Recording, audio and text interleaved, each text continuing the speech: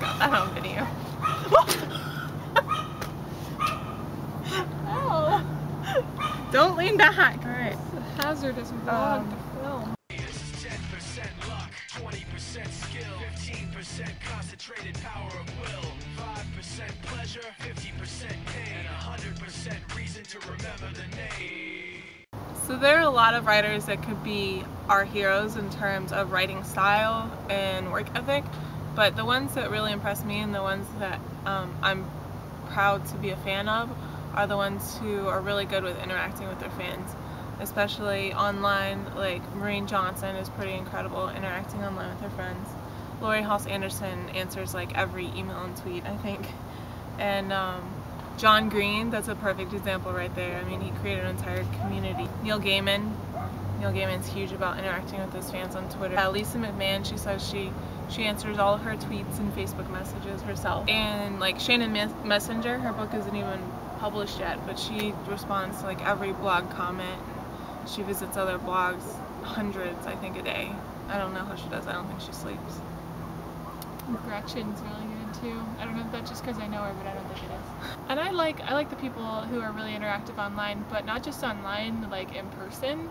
Like when we met Lisa McMahon and she did an interview for us even though she had no idea who the YARebels were. And who else? Janice Hardy. She's really cool. We met her a couple of times. Sarah's actually Facebook friends with her. They're tight. They're like this. We met her at the UCF Book Festival, and I had met her through her blog, and she like called me out in the middle of a session when she was talking about online interaction. So she recognizes people that she meets on the internet, which sounds weird if you're not an author. Well, I met Melissa De La Cruz at RWA. Yeah. And she was like asking me about my book and the different kind of creatures in my book, and we talked about mythology for a little while, so that was cool.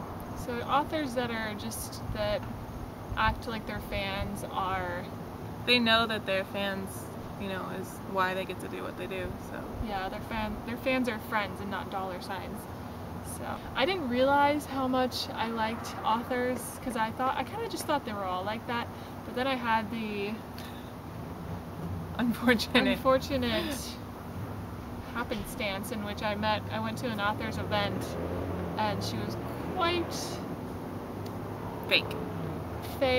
She was quite unaccommodating, and her book is very popular. I'm not going to say who it is, but her book is very popular, and I refused to read it. Jackson Pierce is really good online. I don't know about in person, but I met Brent Weeks, who's a big fantasy author for those hardcore fantasy fans out there, and he had a signing line of like 60 people, but he stopped and talked to every single one for several minutes and took pictures with all of us, and it was cool. I hate when you're going through a signing line and like someone's pushing you along, like no personalization. I mean, I understand it for like J.K. Rowling or something, but the author of The Surrogates, he was really cool. Oh yeah. And Christina Gonzalez, we met her at an author event, and she's really cool. We actually met her at another author's event. She was in the audience, and she found out we were book bloggers, and she just kind of started talking to us. Yeah, she's very cool. Yeah.